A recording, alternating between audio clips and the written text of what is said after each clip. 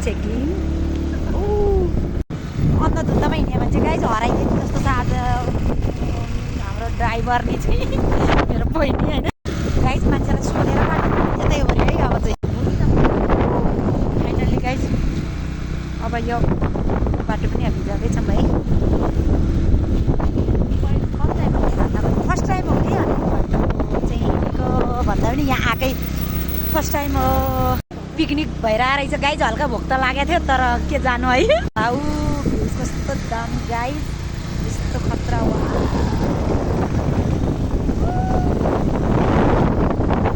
finally guys एकदम घना जङ्गल है हल्का हल्का डर पनि लाग्यो जस्तो कस्तो कस्तो हो यस्तो धेरै जङ्गल माइक हो अब यस्तो जङ्गलको बाटो कति बेर हिँड्नु पर्छ है गाइज थाहा छैन है यत्रो टाइम भइसक्यो चुइगम र बाटो यस्तै भयो गाइज चपाउँदा चुइगम पनि सिक्दैन होइन बाटो पनि हाम्रो यस्तै छ गाइज के देखाउने मन थियो होइन पहिलोचोटि आएको होइन बाटो देखेन अब त्यही मेरै थोपडा चाहिँ हेरेर चित्त बुझाउनु पर्ने भयो जस्तो छ अब उस ड्राइभरनीको थोपडा चाहिँ एकछिन पनि ल यहाँ होटल रेस्टुरेन्ट के छ तर यतातिर चाहिँ यस्तो राम्रो ठाउँ रहेछ कि फाइनल्ली गाइज अङ्कलको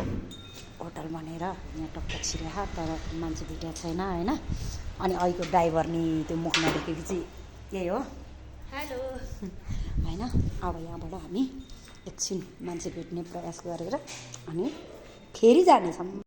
के खाने त गाइज अब आफ्नै बारीको खाने मन छ अरे यो चाहिँ छ्या भनेको छ के खाने ड्राइभर भनेको छ अरे अब के भन्ने होला होइन अनि त्यसपछि यो ढोकाबाट यता फर्केर हेर्दाखेरि चाहिँ